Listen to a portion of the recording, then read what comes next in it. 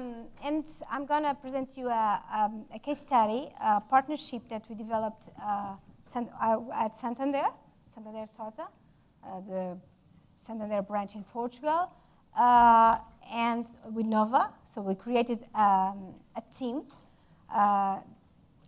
focused on innovation. So first, let me give you some context.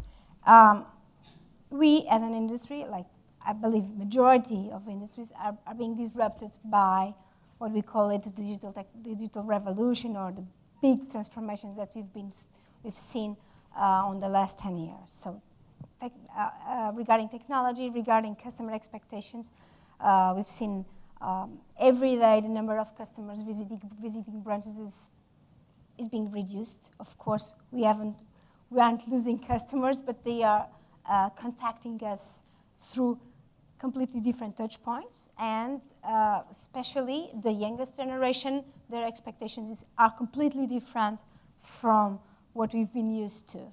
And additionally, there are changes on the regulatory environment. Actually, this year, PSD2 is bringing a huge disruption on the industry, and the barriers to entry are being diminished. So, knowing that, and at the same time being on a very old industry that is, people are organized on silos, the process to take decisions takes some time, and we knew that we had to change in a way, on a much faster pace, with different perspectives, bringing new customers, trying to understand what are their expectations, what should we deliver.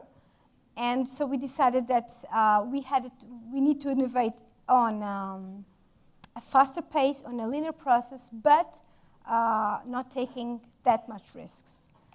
So what we wanted is to be on a controlled environment, but at the same time being flexible and trying to be disruptive. That's why we decided that putting a specific team from Santander working with Nova, that has the faculty, has a number of students, and especially having we felt the skills we needed to exploit this brave new world. We started April last year, and we asked Joanna. She's a student from Nova, and she's working with us with what we call the Living Innovation Lab. And we also asked Manuel. Manuel works at Santander. He's a member of this team, and actually he's also a Nova alumnus. And they'll tell you a little bit about this case study. Thank you. So, hello. My name is Joanna. I'm a student at Nova, and I'm part of the Masters in Management program. Also, during the last semester, I was part of the Santander Living Innovation Lab, as Isabel mentioned, for my work project. So what is it? What is this Living Innovation Lab that we've been telling you about? It works as an autonomous and extended team that is composed by Santander, the Santander Innovation Team, as Manel, and by Nova students, as me. And we work together, acting as a spin-off in a startup environment to co-create new innovative solutions for the bank. And for this model to be successful, it is composed by two strategic streams for innovation. The first one is the disruption, which is a change in an industry or a business or a strategy that involves the introduction of a new product into this market. And then we have the implementation, which is the execution of the plan or an idea that is turned actually into reality. And also this program has three main building blocks. The first one is the Living Data Lab that observes preferences and behaviors of a new customer segment. And Nova plays a very important role here because it has more than 3,000 students, in which 50% of them are international, which makes it a very relevant sample for exploiting opportunities within this customer segment. The second one is the Living Innovation Bank, which is the engine for the creation of new products and process developments, and allows us a fast-track implementation because we use startup methodologies. And the first one is the Innovation Agile Development that takes these concepts created to the next level, but much faster and cheaper, because we also use methodologies for the case. So wrapping this all up, in the Innovation Disruption, we have the Living Data Lab that enables the team to identify opportunities within a customer segment. And we have the Living Innovation Bank that takes these opportunities and creates new concepts for the bank. And in the implementation, we have the Agile Development that is able to take these concepts and ensures a product market fit to the market. And we do all this by integrating a team of frontrunners that are led by school elements or professors to co-create and prototype new products. So from my personal experience, I really enjoyed being part of this project, not only because I learned about how to use startup methodologies, how to think better, be more agile, how to ensure a problem-solution fit, how to ensure a product market fit, and actually put these methodologies into action, into products that can really go to the market. But also I was able to work in a team, a very diverse team with people from very different backgrounds, ages, also nationalities, which was very challenging, but at the same time, I felt no obstacles nor barriers. I felt that we were a sole team working for a unique objective, and I think this was one of the major success factors for the program. Now, Manel is going to tell you the rest of the story. So, like Joanna mentioned, we had an immersion phase early on in the project. And in that immersion phase, we had this important feature that was a series of master classes that were held in Santander's headquarters, in which some Nova's professors, they went to the Santander headquarters and they lectured on the digitalization of banking and the digitalization of services industries in general, and the challenges that this poses for us working in these industries. What's relevant about this Escola Cultura Digital, this digital school that was created, is that it wasn't only meant for us that we're going to participate in the Living Innovation Lab project, but also, rather it was held in an auditorium to several dozens of people from Santander, including top executives.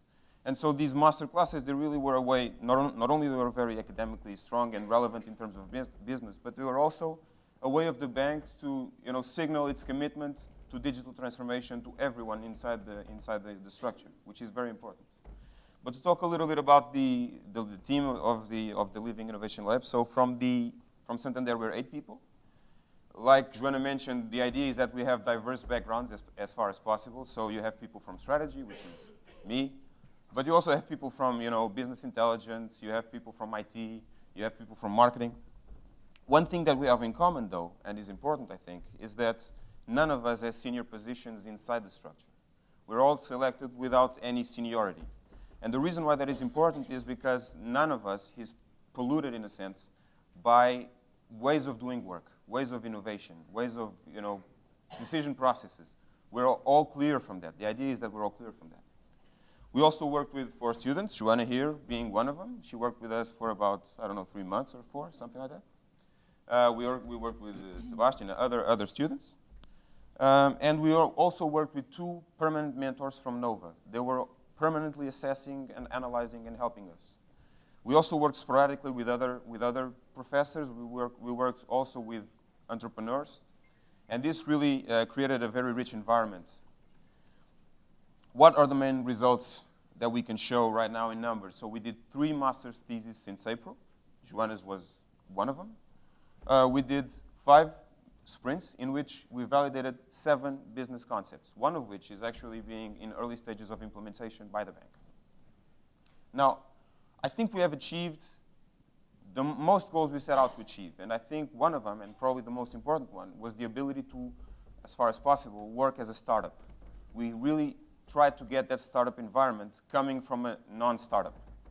And what I mean by this is that we were able to dilute the differences between people. So you didn't really have people from Santander, and then you students, and then mentors, and then whatever. You had one cohesive, motivated team that was trying to tackle the main challenges that banking has.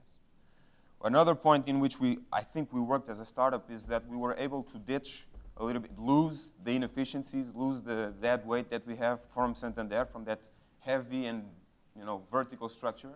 And we literally got out of the building, started to talk with clients, started to go to companies, interview the experts, both internally and externally. And we were able to be much more innovative and disruptive that way. These business models that we tested, this is examples of the environment in which we worked, but these business models that we tested and explored, they're actually pushing the boundaries of the way Santander sees banking. And that in itself, I think, is a victory. But the main success comes from a little bit that domino effect that we get when we go back to Santander and we start to work with our teams and we start to work in our daily professional environment and we start to apply not only the disruptive and innovative attitude that we get from here, but also the methodologies. And what I feel from Santander people that work with me and that are not a part of the Living Innovation Lab is that they're very keen, they're very anxious to work with me right now. Because a little bit, in a sense, they see me as an agent of cultural change, digital transformation, and they really want to enable me and they really want to participate in this part, in this cultural change that's, affecting the entire company. So, what are the main reasons why we've been successful? I think we've been successful so far. Obviously, we've been 7 months only, so it's relative. But I think the main reason we've been so successful is that we were given independence. We were given decision processes. We don't have to go through all those decision processes that are very lengthy, in which you have a lot of approving committees, and then you have to coordinate with functional teams, and then you have so far and so on. We have internal decision processes that have allowed us to look at failure under a positive light. And this is very important. The fact that we can see failure as a roadblock, not a roadblock, a stepping stone to success, a necessary stepping stone to success, and not something that we should avoid at all costs, really allows us to be much more innovative. So the fact that we were allowed to embrace error, and the fact that we were allowed to internalize decisions, and then sell validated business concepts in a much more senior environment, I think that is the reason why I've been successful so far. Thanks.